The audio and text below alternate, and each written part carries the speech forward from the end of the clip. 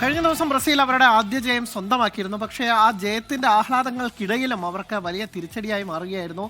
അവരുടെ സൂപ്പർ താരം റഫീഞ്ഞയുടെ പരിക്ക് അടുത്ത മത്സരത്തിൽ താരത്തിന് നഷ്ടമാകുമെന്ന റിപ്പോർട്ടുകൾക്ക് മുമ്പ് താരം ഫിറ്റ്നസ് വീണ്ടെടുക്കുമെന്നാണ് ആരാധകരുടെ പ്രതീക്ഷ. ബ്രസീലിന് നിരാശ നൽകുന്നതായിരുന്നു സൂപ്പർ താരം റഫീഞ്ഞയുടെ പരിക്ക്.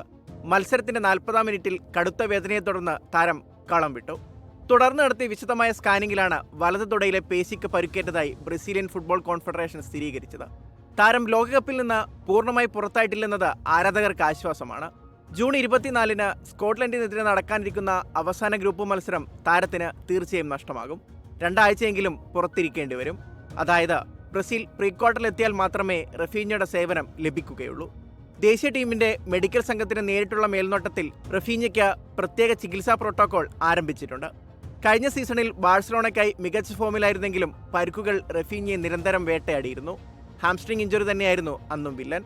കഴിഞ്ഞ മാർച്ചിൽ ഫ്രാൻസിനെതിരായ സൗഹൃദ മത്സരത്തിനിടയിലും സമാനമായ രീതിയിൽ പരുക്കേറ്റു. പരുക്കുമാറി സൂപ്പർ താരം നെയ്മർ അടുത്ത മത്സരത്തിൽ കളിക്കാനിറങ്ങും. അതിനിടെയാണ് ടീമിന് തലവേദനയായി റഫീഞ്ഞയുടെ പരുക്ക്. റഫീഞ്ഞയ്ക്ക് പകരക്കാരനായി 19-കാരൻ റയാനെയോ അതല്ലെങ്കിൽ എൻട്രിക്കിനെയോ ആദ്യ 11-ൽ ഉൾപ്പെടുത്താനാണ് സാധ്യത.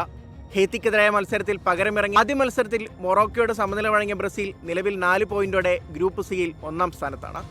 World cup desk 24.